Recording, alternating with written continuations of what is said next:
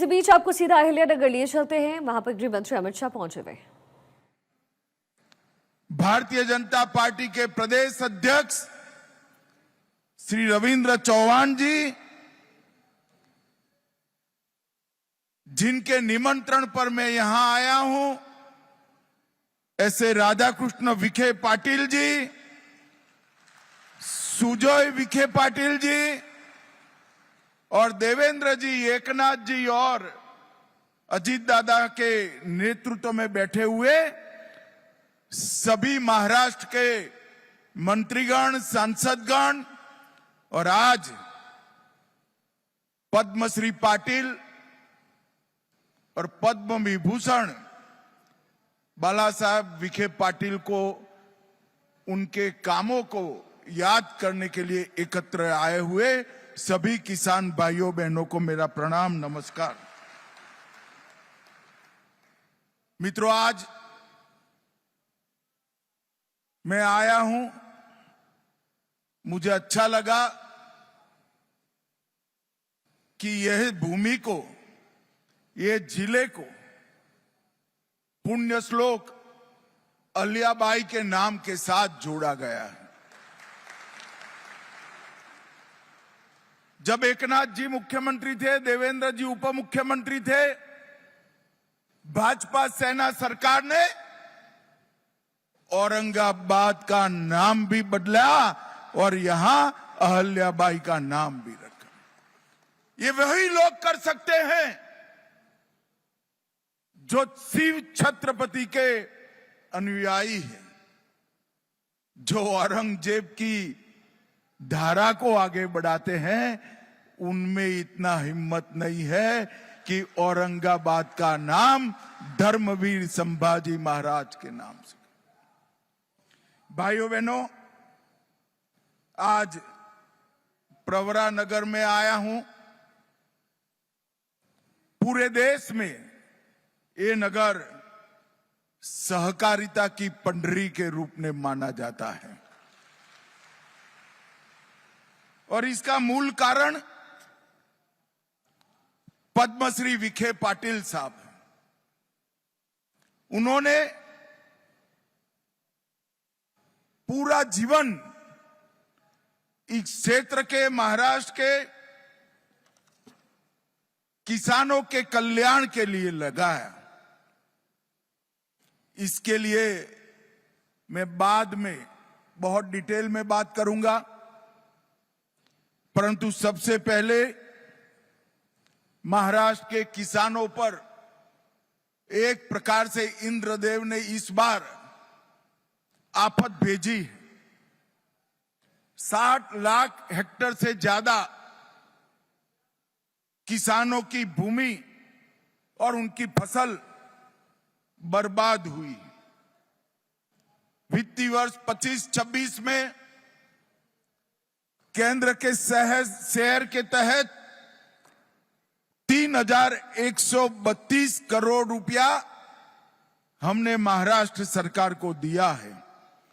उसमें से जो 1,631 करोड़ रुपया था वो अप्रैल को ही दे देने का काम हमारे नेता नरेंद्र मोदी जी ने किया है। और महाराष्ट्र सरकार ने भी कई सारी पहल किसानों को मदद करने के लिए करी है। कई सारे फैसले किए। 2215 करोड़ का राहत पैकेज दिया, जिससे 31 लाख से ज्यादा किसानों को मदद मिलेगी। 10,000 रुपया नकद और 35 किलो खाद्यान्न देने का भी महाराष्ट्र सरकार ने इनिशिएटिव लिया है। केवाईसी की शर्तों को एक बार के लिए थोड़ा रिलैक्स करा है। शॉर्ट टर्म फाइनेंस के ऋण को वसूली पर रोक लगाई। भू राजस्व और स्कूल की परीक्षा में भी छुट्टी देने का काम किया है। ये आपका महाराष्ट्र सरकार का त्रिमूर्ति जो है, देवेंद्र जी, एकनाथ शिंदे और अजित दादा, तीन में से एक भी बनिया नहीं है। मगर ये तीनों बनिए से पक्के हैं। मुझे पद्मश्री पाटिल का मूर्ति का अनावरण कर कर बुलाया और पूछ लिया तरीके से, अच्छे तरीके से, कि भारत सरकार महाराष्ट्र के किसानों के लिए क्या करेगी। कल ही तीनों ने लंबी बैठक मेरे साथ करी है। मैंने मोदी जी की ओर से उनको आश्वस्त किया है कि महाराष्ट्र सरकार हमें डिटेल रिपोर्ट भेज दे। मोदी जी महाराष्ट्र के किसानों की मदद करने में जरा भी देर नहीं लगाएं। और मित्रों, ये सब इसलिए हुआ है कि किसानों की चिंता करने वाली एक सरकार महाराष्ट्र के लोगों ने चुन कर लाई है।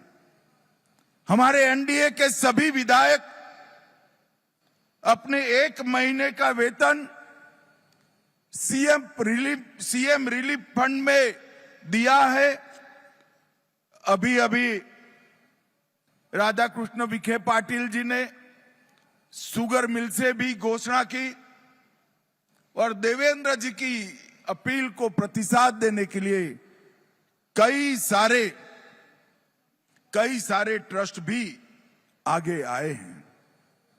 भाइयों बहनों, आज यहां मेरे आने का एकमात्र कारण है पद्मश्री डॉक्टर विठ्ठलराव विखे पाटिल और डॉक्टर बाला साहब विखे पाटिल के पुतले का, आदम कद से भी ऊंचे पुतले का अनावरण करना और उनको कार्य की अंजलि देना। डॉक्टर विठ्ठलराव विखे पाटिल जी भारत के सहकारिता के आद्य पुरुषों में से एक थे। महाराष्ट्र के सहकारिता का इतिहास उठाकर जब अभ्यास करते हैं, पद्मश्री विखे पाटिल, धनंजय राव गाडगिल और वैकुंठ भाई मेहता, ये त्रिपुटी ने महाराष्ट्र के किसानों के लिए सहकारिता की नींव डालने का काम किया। और पद्मश्री पाटिल ने समग्र दुनिया में एक प्रकार से सबसे पहला कोऑपरेटिव साकर कारखाना डालने का काम हमारे पद्मश्री पाटिल ने किया। और इसके कारण न केवल महाराष्ट्र, गुजरात, कर्नाटक, उत्तर प्रदेश, कई राज्यों के किसान समृद्ध हुए और साकर कारखाना, उसका मुनाफा व्यापारी के घर में जाने की बजाय किसानों के बैंक अकाउंट में जाने की व्यवस्था आज देश में बनी है। तो उसके पुरोधा, इसके स्थापक डॉक्टर विठ्ठलराव विखे पाटिल जी थे। मैं आज वो महान आत्मा को मनपूर्वक याद करना चाहता हूं।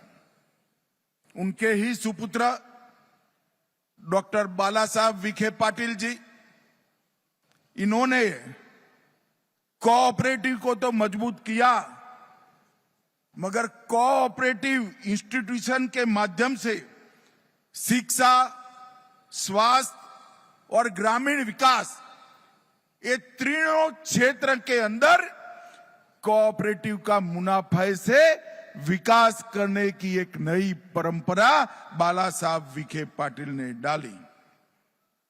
8 दशकों से अधिक लंबे अपने जीवन में 7 बार सांसद चुनकर आए और अटल जी की सरकार में उन्होंने बहुत अच्छे से काम भी किया। मैं 2 बार उस वक्त उनको मिला था। हमारे गुजरात में एक माधुपुरा कोऑपरेटिव बैंक डूब गई थी, तब वो वित्त मंत्री का काम संभाल रहे थे, एमओएस वित्त थे।